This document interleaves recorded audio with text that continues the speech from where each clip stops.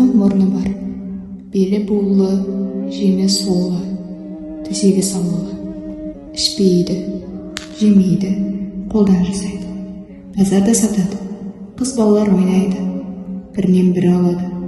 Қоршақ үндемейді, берсе кетеді, алса келеді. Тіл болмайды, үн болмайды. Жоқ, бекер.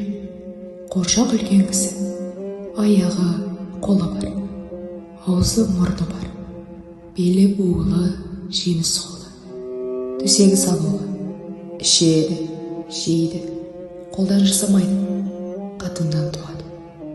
Базарда сатпайды, қазақта сатады. Сақалды балалар ойнайды, бірінен бірі алады.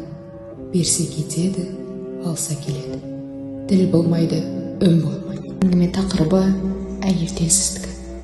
Автордың білдірер ойы мен идеясын тұспалмен жеткізген, көздеген мақсатпен ашып түскен шығарма кез келген оқырманды бей-жай қалдырмасы анық.